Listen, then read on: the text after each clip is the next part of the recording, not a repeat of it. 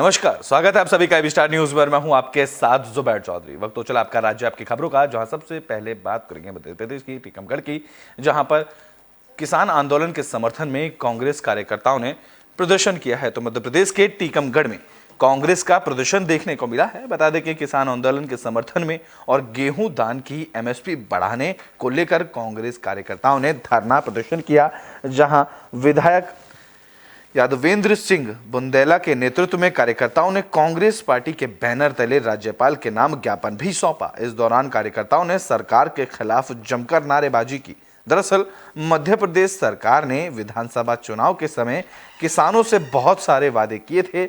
इसमें गेहूं का समर्थन मूल्य 2700 रुपये प्रति क्विंटल और धान का समर्थन मूल्य 3100 रुपये प्रति क्विंटल करने की बात बीजेपी ने कही थी, लेकिन अब इस पर फैसला नहीं हो पाया है, जिसके चलते कांग्रेस ने सरकार के खिलाफ धरना प्रदर्शन किया। कांग्रेस ने गेहूं और धान की एमएसपी बढ़ाने के साथ मौसम की मार से हुए फसलों की क्षतिपूर्ति की मांग की गई, जहां किसानों के कल्याण के लिए स्वामीनाथन आयोग की सिफारिशों को लागू करने, किसान और खेत मजदूरों के लिए पेंशन और कर्ज माफी, लखीमपुर खीरी हिंसा के पीड़ितों के लिए न्याय, साथ ही पिछले आंदोलन के दौरान मारे गए किसान के परिवारों को मुआवजा देने की मांग की गई। ऐसा है, प्रदेश कांग्रेस कार्यालय की तरफ से आज सभी जिला मुख्यालयों पे धरने का आयोजन था किसानों के समर्थन में। उसी संबंध में आज टीकमगढ़ जिला कांग्रेस कमेटी ने भी धरने का आयोजन किया था कि एमएसपी की गारंटी दें। मोदी की गारंटी सुन सुन के कान पके जा रहे। रोज जो है टीवी में आ रही और जो गारंटी हमें चाहिए उसके ऊपर बोल नहीं रहे। खुद जो है चुनाव के दौरान ये कहा था कि 2900 रुपये हम देंगे गेहूं का समर्थन मूल्य और 3100 रुपये देंगे धान का। दोनों की घोषणा नहीं हुई है और जो घोषणा हुई है उसमें 2200। तो बुलेटिन में बात हरियाणा के बल्लभगढ़ की कर लेते हैं, जहां नारी शक्ति वंदन कार्यक्रम के तहत रैली निकाली गई। तो बल्लभगढ़ में शक्ति वंदन कार्यक्रम के तहत नारी शक्ति की तरफ से बाइक और पदयात्रा रैली निकाली गई, जहां प्रधानमंत्री नरेंद्र मोदी को तीसरी बार प्रधानमंत्री बनाने का संकल्प लेते हुए ये रैली निकाली गई। इस मौके पर परिवहन मंत्री मूलचंद शर्मा के बड़े भाई टिपर चंद शर्मा ने रैली में भाग लेने वाली महिलाओं को शक्ति पगड़ी पहनाकर उनका जोरदार स्वागत किया। बता दें कि यात्रा अंबेडकर चौक बल्लभगढ़ से शुरू होकर चावला कॉलोनी शिव मंदिर स्थित पूर्व मेयर रही अनीता गोस्वामी के कार्यालय पर खत्म हुई। इस दौरान बीजेपी नेता टिपर चंद शर्मा ने कहा कि देश के प्रधानमंत्री नरेंद्र मोदी ने देश और दुनिया में नारी शक्ति का सम्मान बढ़ाने का काम किया है और आगामी लोकसभा चुनाव के तैयारियों को मद्देनजर महिला मोर्चा ने ये रैली निकाली है, जिसके लिए उन्होंने सभी महिलाओं को बधाई भी दी। देखिए, बल्लभगढ़ विधानसभा की सभी महिलाएं, सभी बहनें नारी शक्ति वंदन शक्ति यात्रा हमारी पूरे शहर में मेन बाजार होती हुई निकलेगी। अम्बेडकर चौक, आगुसैन चौक, चावला कॉलोनी शिव मंदिर में जाके समापन होगा। पूरी महिला, पूरी बहनें इसमें लगातार उत्साहित है। हर महिला इसमें काम कर रही है। देखिए, नारी शक्ति वंदन के अंदर मोदी जी ने हमारा 3 दिवसीय प्रोग्राम दिया है, जिसमें कल हमने मैराथन दौड़ करी, एक दौड़ राष्ट्र के नाम, एक दौड़ मोदी जी के नाम। आज हमारा स्कूटी यात्रा है, वो हमारे बल्लभगढ़ बाजार से होते हुए अम्बेडकर चौक से होते हुए शिव मंदिर चावला कॉलोनी पे जाके समाप्त होगी। और कल का हमारा एक और प्रोग्राम है, जिसमें हम जगह जगह एलईडी लगा के हमें वेस्ट बंगाल से मोदी जी सभी बहनों को संबोधित करेंगे, उत्साहित करेंगे। 2024 में 400 पार, अब की बार 400 पार, मोदी सरकार जिंदाबाद। तो बल्लभगढ़ में शक्ति वंदन कार्यक्रम के तहत बाइक रैली और पदयात्रा रैली निकाली गई, जहां पर प्रधानमंत्री नरेंद्र मोदी को तीसरी बार पीएम बनाने का संकल्प लेते हुए ये रैली निकाली गई है। जिस तरीके से आपने तस्वीरों में देखा, किस तरीके से महिलाओं में जोश देखने को मिला, इसी संकल्प को लेकर महिलाओं ने पूरे हरियाणा के अलग अलग जिलों में यह रैली निकाली।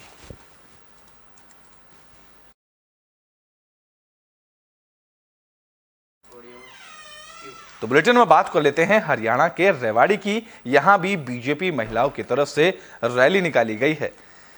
तो 3 दिवसीय नारी शक्ति वंदन कार्यक्रम के तहत बीजेपी महिला मोर्चा रेवाड़ी जिला अध्यक्ष डॉक्टर कविता की अध्यक्षता में तीनों विधानसभा में स्कूटी रैली निकाली गई। बावल विधानसभा की प्रभारी हेमलता तंवर रहीं, जहां कौशली विधानसभा की प्रभारी सरोज यादव और रेवाड़ी विधानसभा की प्रभारी दीवा भारद्वाज रही हैं। रैली शक्ति वंदन अभियान के तहत पश्चिम बंगाल की महिलाओं को शक्ति देने के लिए प्रधानमंत्री नरेंद्र मोदी को समर्थन देने के लिए यह रैली निकाली गई। यह रैली अग्रसेन चौक से झज्जर चौक तक आयोजित की गई। रैली को पूर्व प्रत्याशी बीजेपी सुनील मूसेपुर और जिला अध्यक्ष प्रीतम चौहान ने हरी झंडी दिखाई, जहां सुनील मूसेपुर ने कहा कि संदेश खाली की घटना अति ही निंदनीय है। महिला मुख्यमंत्री होने के नाते ममता बनर्जी को महिलाओं की पीड़ा समझनी चाहिए। मैं हमारे यशस्वी माननीय प्रधानमंत्री नरेंद्र मोदी जी का धन्यवाद करना चाहती हूँ कि जिन्होंने ये पूरा वर्ष ही महिलाओं के लिए रखा है। शक्ति वंदन के नाम से इसको नाम दिया गया है। अभी 33% को आरक्षण मिला, वो उसमें स्वयं माननीय प्रधानमंत्री नरेंद्र मोदी जी उसमें सम्मिलित हुए और हम सब बहनों का उन्होंने उत्साह बढ़ाया।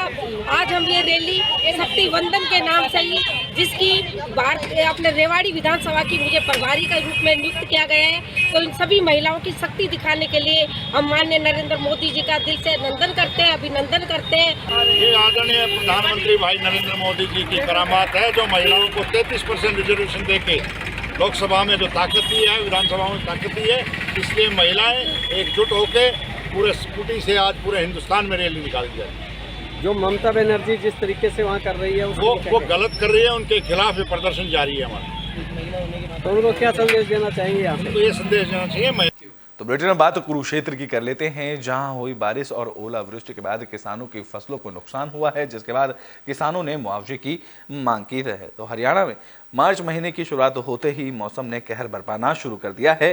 विभिन्न जिलों में पिछले दिनों हुई बेशुमार बारिश और ओलावृष्टि से किसानों की फसलों को भारी नुकसान पहुंचा है। तेज हवा और बेमौसमी बरसात के कारण गेहूं की फसल जमीन पर चादर की तरह बिछ चुकी है, जिससे किसानों की चिंता बढ़ गई है। किसानों ने जानकारी देते हुए बताया है कि बेमौसमी बरसात और तेज हवाओं के कारण उनकी 80% फसलें खराब हो चुकी हैं। गेहूं की फसल जमीन पर चादर की तरह बिछ चुकी है और खेतों में आधा फीट तक पानी जमा हो गया है, जिस कारण पशुओं के लिए चारा जुटाने में भी किसानों को परेशानियों का सामना करना पड़ रहा है। तो वहीं किसानों ने सरकार से खराब फसल के मुआवजे की मांग की है। भाई साहब, मैं किरमस से हूँ। तो जो बेमौसमी बारिश हुई है ना, ये इसकी वजह से हर किसान ना नुकसान होया। अकेले मना नहीं, पूरे गांव ना पूरे हरियाणा को नुकसान है। कई जगह तो बहुत ज़्यादा ओले पड़े हैं। और हमारे यहाँ कुरुक्षेत्र जिले में गांव में मेरे में देखो सारी ये फसल बीत चुकी है। अभी इसमें दाना पड़ने लग रहा था, अच्छी फसल और ये सोचा था कि हाँ भाई अब का परमात्मा मेहरबान हो गया, चलो अच्छी निकलेगी फसल। लेकिन बेमौसमी बारिश ना, ओले आंधी चल गई, उसकी वजह सारी बिछ गई हमारी ये गेहूं थी। अच्छा, जो हमारे आलू लगे थे वो भी अपटने थे, वो भी खराब हो गए। और गेहूं का तो हमारा मेरे ख्याल से 80% नुकसान हो गया। आप खुद देख सका, पानी किले में अभी भी है, आधा फुट पानी है। और जो ये हवा आज भी चल रही है, इसकी वजह से एक जो लोहे गिरा, जिसके दाने सूख जाते हैं हमारे गेहूं के, तो वो दाने भी सूखेंगे भाई। तो बुलेटिन में बात रेवाड़ी की कर लेते हैं, जहां सालों से चल रहा ओवरब्रिज का काम अब तक भी पूरा नहीं हो सका है। तो रेवाड़ी के भाड़ावास रोड पर निर्माणाधीन रेलवे ओवरब्रिज का कार्य रुकने से लोगों की परेशानी बढ़ गई है। बता दें कि पीडब्ल्यूडी विभाग को रेलवे के संयुक्त सहयोग से आरओबी का कार्य 18 महीने में तैयार किया जाना था, लेकिन 2.5 साल पूरे होने के बावजूद भी इसका निर्माण कार्य पूरा नहीं हो सका है, जिससे इस मार्ग पर पड़ने वाले 25 गांव के लोगों को भारी परेशानियों का सामना करना पड़ रहा है। इतना ही नहीं, इस रास्ते पर अंतिम यात्रा के लिए अर्थीयों को भी शमशान तक ले जाने के लिए 4 किलोमीटर लंबा रास्ता तय करना पड़ रहा है। वहीं गांव वालों ने इसकी शिकायत कई बार प्रशासन से लेकर सांसद और विधायक से की है, लेकिन इस और किसी का ध्यान नहीं गया है। अब देखना दिलचस्प होगा कि ये ओवरब्रिज का काम आने वाले कितने सालों में पूरा होता है। इस जो है फाटक के पार लगभग 25 गांव पड़ते हैं। नेशनल हाईवे नंबर 48 को ये जोड़ता है और इसमें 3 बड़ी बड़ी कॉलोनियाँ पड़ती हैं, जिससे कि यहाँ आने जाने वाले व्यक्तियों को बड़ी परेशानी होती है। कोई भी आदमी एक्सपायर हो जाता है तो उसको ले जाने में भी, डेड बॉडी को ले जाने में बड़ी दिक्कत आती है। और ये काम जो है लगभग 18 महीने में पूरा होना था, लेकिन आज इसको जो है 2.5 साल से ऊपर हो गया है, जो कि बहुत डिले हो चुकी है। आने जाने में यात्रियों को बड़ी असुविधा हो रही है, इस ओर कोई ध्यान नहीं दिया जा रहा। कम से कम आने जाने की पगडंडी ठीक बना दी जाए। बड़ी पैदल चलने वालों को, बूढ़े आदमियों को ऐसी अब 1 घंटा लग। तो बुलेटिन में बात कर लेते हैं पंजाब के गुरदासपुर की, जहां एक बंद घर में 2 बच्चों का शव मिला। तो पंजाब के गुरदासपुर से हैरान कर देने वाली खबर सामने आई। बता दें कि बंद घर में के अंदर 2 छोटे बच्चों का शव बरामद हुआ है। बच्चों के शव मिलने से पूरे इलाके में सनसनी फैल गई, जहां सूचना मिलते ही मौके पर पहुंची पुलिस की टीम ने शवों को कब्जे में लेकर पोस्टमार्टम के लिए सिविल अस्पताल गुरदासपुर भेजा। साथ ही एफआईआर दर्ज कर मामले की जांच शुरू की। बता दें कि मामला कलानौर कस्बे का है। वहां रहने वाले पड़ोसी अजमेर सिंह ने बताया कि मृतक बच्चे में एक लड़का और एक लड़की है, जिसकी उम्र 7 साल और 5 साल की है। उनके पिता हरपाल सिंह दर्जी का काम करते थे और मां अमनप्रीत कौर गृहिणी थी। घर में पति पत्नी के बीच हमेशा कलेश रहता था। इसको लेकर अमनप्रीत कौर 3 दिन पहले ही घर से निकल गई थी और पिता हरपाल भी घर से गायब हो गए। पुलिस ने हत्या होने की आशंका के साथ मामला दर्ज कर इस मामले में आगे की कार्रवाई और जांच शुरू कर दी है। ਘਟਨਾ ਸਰ ਇਹਨਾਂ ਦੀ ਆਪੋ ਜੀ ਕੋਈ ਘਰ ਦਾ ਹੀ ਕੋਈ ਕਲੇਸ਼ ਸੀ, ਤੇ ਇਸ ਕਰਕੇ ਇਹਨਾਂ ਦੇ 2-3 ਦਿਨ ਤੋਂ ਪਹਿਲਾਂ ਲੇਡੀ ਜੋ ਸੀ ਉਹ ਛੱਡ ਕੇ ਚਲ ਗਈ ਸੀ, ਤੇ ਉਸ ਤੋਂ ਬਾਅਦ ਕੋਈ ਗੱਲਬਾਤ ਨਹੀਂ। ਆਪੋ 'ਚ ਬੇਟੇ ਜਿਹੜੇ ਬੱਚੇ ਜਿਹੜੇ ਆਪਣੇ ਪਿਤਾ ਜੀ ਨਾਲ ਰਹਿ ਰਹੇ, ਤੇ ਕੱਲ ਸਰ ਪਤਾ ਨਹੀਂ ਇਹਨਾਂ ਦਾ ਸਵੇਰੇ ਕੀ ਘਟਨਾ ਵਾਪਰੀ ਹੈ ਕੀ ਨਹੀਂ। ਤੇ ਸਵੇਰੇ ਜਦੋਂ ਅਸੀਂ ਉੱਠੇ ਆ ਤੇ ਬਾਹਰ ਤਾਲਾ ਲੱਗਾ ਹੋਇਆ ਸੀ, ਸਾਨੂੰ ਨਹੀਂ ਪਤਾ। ਅਸੀਂ ਬਾਅਦ ਮੇਲਾ ਲੱਗਾ ਤਾਂ ਅਸੀਂ ਮੇਲੇ 'ਚ ਚਲ ਗਏ। ਉਸ ਤੋਂ ਬਾਅਦ ਜੋ ਜਿੱਥੇ ਕੰਮ ਕਰਦਾ ਸੀ ਉਹ ਆਏ ਨੇ ਭਾਈ ਸਾਹਿਬ, ਉਹਨਾਂ ਨੇ ਵੇਖਿਆ ਤੇ ਉਹਨਾਂ ਨੇ ਜਦੋਂ ਦੇਖਿਆ ਅੰਦਰ ਉਹਨਾਂ ਨੂੰ ਪਤਾ ਲੱਗਾ, ਤੇ ਫਿਰ ਮਹੱਲੇ 'ਚ ਪਤਾ ਲੱਗਾ ਵੀ ਇਹ ਘਟਨਾ ਵਾਪਰੀ ਹੈ। ਕਿੰਨੀ ਕੁ ਉਮਰ ਸੀ ਬੱਚਿਆਂ ਦੀ? ਬੱਚਿਆਂ ਦੀ ਇੱਕ ਦੀ ਕੋਈ 6 ਸਾਲ ਆ, ਬੇਟੀ ਜਿਹੜੀ ਉਹ 6 ਸਾਲ ਦੀ ਸੀ, ਤੇ ਬੇਟਾ ਜਿਹੜਾ ਉਹ 4 ਸਾਲ ਦਾ ਸੀ ਜੀ। ਇਹ ਕਲਾਨੌਰ ਵਿੱਚ ਅੱਜ ਸਾਨੂੰ ਇਨਫੋਰਮੇਸ਼ਨ ਮਿਲੀ ਸੀ ਵੀ 2 ਬੱਚੇ, ਇੱਕ ਦੀ ਉਮਰ 4.5 ਸਾਲ ਹੈ, ਇੱਕ ਦੀ 6.5 ਸਾਲ ਲੜਕੀ ਹੈ, ਤੇ ਉਹਨਾਂ ਦੀ ਦੋਨਾਂ ਦੀਆਂ ਡੈੱਡ ਬੋਡੀਆਂ ਪਈਆਂ। ਅਸੀਂ ਵੇਖਿਆ ਜੀ ਆ ਕੇ, ਬਾਹਰਲਾ ਦਰਵਾਜ਼ਾ ਬੰਦ ਸੀ, ਲਾਗੇ ਹੋਰ ਕਿਸੇ ਦੇ ਘਰੋਂ ਜਾ ਕੇ ਚੈੱਕ ਕੀਤਾ ਤੇ ਅੰਦਰ ਦੋਨੇ ਬੱਚਿਆਂ ਦੀ ਡੈੱਡ ਬੋਡੀਆਂ ਪਈਆਂ ਸੀ। ਤੇ ਜਿਹੜੇ ਪਹਿਲੀ स्टेज ਤੇ ਇਹ ਲੱਗਦਾ ਵੀ ਉਹਨਾਂ ਦੇ ਫਾਦਰ ने शायद ਉਹਨਾਂ। तो बुलेटिन में बात फरीदाबाद की कर लेते हैं, जहां रेलवे लाइन पर बैठकर शराब पीना एक युवक को महंगा पड़ गया। तो फरीदाबाद के बाटा रेलवे स्टेशन पर ट्रेन की चपेट में आने से एक युवक की मौत का मामला सामने आया। बता दें कि युवक रेलवे लाइन पर बैठकर शराब पी रहा था। इस दौरान मालगाड़ी से उसकी टक्कर हो गई, जिसके बाद युवक के सर पर गहरी चोट आई और मौके पर ही युवक की मौत हो गई। जहां जीआरपी को सूचना देकर मौके पर बुलाया गया। इस दौरान जीआरपी की टीम ने युवक के शव को ट्रैक से उठाकर पोस्टमार्टम के लिए सिविल अस्पताल भेजा। बता दें कि मृतक की युवक स्टेशन के आसपास का ही रहने वाला बताया जा रहा है, जहां लोगों का कहना है कि युवक रेलवे लाइन पर बैठकर शराब पी रहा था। लोगों ने ट्रेन से लाइन से हट जाने के लिए उस युवक को कहा भी, लेकिन उस युवक ने किसी की बात नहीं सुनी, जिसके बाद मालगाड़ी से उसकी टक्कर हो गई। नहीं, हम लोगों तो नहीं देखे, पुलिस वाले तो जेब में से देख रहे थे, कोई कागज सा मिला है। चपेट में आया था कि टकराने से हुआ था? देखो बाबूजी, हमने उसको कोई देखा नहीं, लाइन पर बैठते हुए लोगों ने देखा। भी दिखाता हूँ। अच्छा, लाइन पर बैठा था। अच्छा बैठा था, ट्रैक पे बैठा हुआ था, दारू पी रहा था। दारू पी रहा था। अच्छा, वही व्यक्ति है जो रेल की चपेट में। कितनी उम्र थी बाबूजी उसकी? लगभग उसकी उम्र तो 35 वर्ष के लगभग व्यक्ति की उम्र बताई जा रही है। 40-45 करीब था। 40-45 उम्र थी। बाल से काला काला था, भूत जैसे था वो। नहीं, हम लोगों तो नहीं। तो बुलेटिन में बात मध्य प्रदेश के टीकमगढ़ की कर लेते हैं, जहां एक कॉलोनी में चोरों ने आतंक मचा रखा है। तो टीकमगढ़ शहर के गणेशपुरम कॉलोनी के लोग इन दिनों दहशत में हैं। बता दें कि कॉलोनी में एक के बाद एक लगातार चोरियां हो रही हैं, जहां बीते 15 दिनों के दौरान कॉलोनी के 3 घरों में चोरी की घटनाएं हो चुकी हैं। चोरी की वारदात मोहल्ले में लगे सीसीटीवी कैमरे में कैद हो गई। दरअसल कॉलोनी निवासी स्पेशल आर्मी फोर्स के जवान के खाली मकान में लाखों की चोरी की वारदात को अंजाम दिया गया, जिसकी रिपोर्ट खुद पीड़ित ने कोतवाली थाने में दर्ज कराई। लेकिन 1 हफ्ता बीतने पर भी कार्रवाई नहीं होने पर पीड़ित ने एसपी को ज्ञापन सौंपा है। वहीं पुलिस अधीक्षक ने चोरियों को रोकने के लिए एसपी रोहित कसवानी ने पुलिस की गश्त बढ़ाने के निर्देश दिए हैं। इस मामले में एसपी ने कहा है कि रात के समय घूमने वाले लोगों से पूछताछ भी की गई है। सीसीटीवी फुटेज के आधार पर आरोपियों की पहचान की जा रही है और जल्द ही आरोपी पकड़े जाएंगे।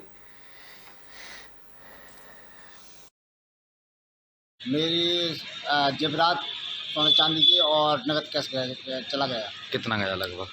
नगद चला गया 70,000 रुपया और सोने चांदी का जेवरात लगभग 15 लाख के समझ का होगा। तो जब चोरी की वारदात हुई उस टाइम आप लोग कहाँ गए थे? मेरी फैमिली और बच्चे, एक पारिवारिक शादी थी जो मोगना गांव का रहने वाला हूँ मैं, तो वहाँ गए हुए थे और मैं ड्यूटी पर था। तो आपको जानकारी कैसे लगी चोरी की? जब बच्चे वहाँ से लौट के वापस आए। तो बुलेटिन बात फरीदाबाद की ही कर लेते हैं, जहां साइबर फ्रॉड को लेकर जागरूकता अभियान चलाया गया है। तो फरीदाबाद पुलिस साइबर फ्रॉड से बचने के लिए लोगों को लगातार जागरूक करने में जुटी हुई है। फरीदाबाद पुलिस के प्रवक्ता सूबे सिंह ने इस संबंध में बताया कि फरीदाबाद पुलिस साइबर फ्रॉड से लोगों को अवेयर करने के लिए लगातार स्कूल कॉलेज स्थानों पर जाकर कैंपिंग कर रही है, जिसमें लोग ज्यादा से ज्यादा जागरूक हो सकें। सूबे सिंह ने कहा कि आजकल साइबर ठगी करने वाले लोग नए नए तरीकों से लोगों को फंसाने की कोशिश करने में जुटे हैं। इन सभी तरीकों से बचने की जरूरत है।